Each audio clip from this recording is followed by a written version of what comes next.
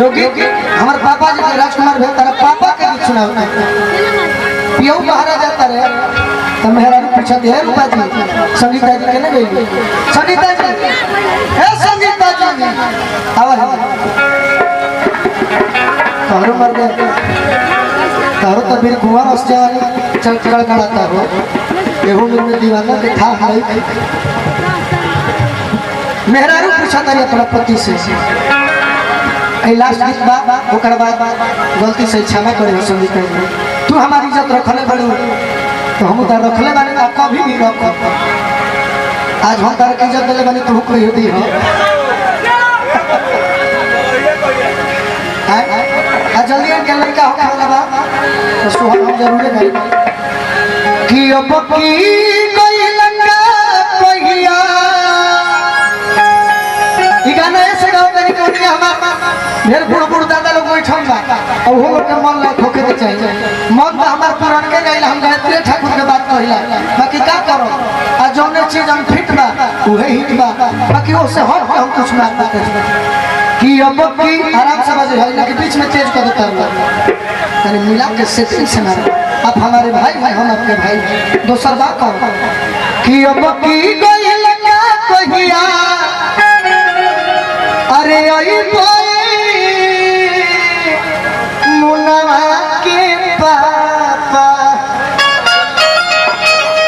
तो हमारा के काले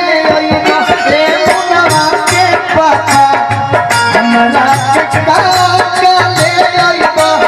मुनवा के पापा और बकरी गई लगा कहिया बाहर कमाए जाता है और बकरी गई लगा कहिया ओई बाय मुनवा के पापा और बकरी गई सोहनी का कहता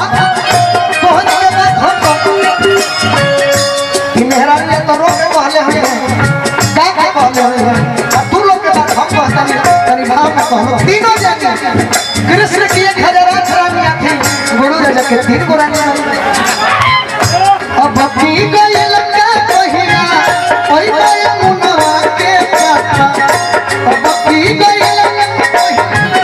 ओई बाय मुनवा के पापा तू एक बार सोझो दिखावे इधर रख दिया कि मौत से तलाक मत हो जाए मत डरो हम बानी हो कुछ ना तो हमारा के काले मुनवा के पापा हमारा के काले मुनवा के पापा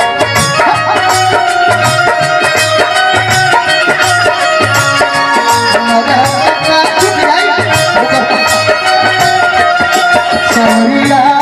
हो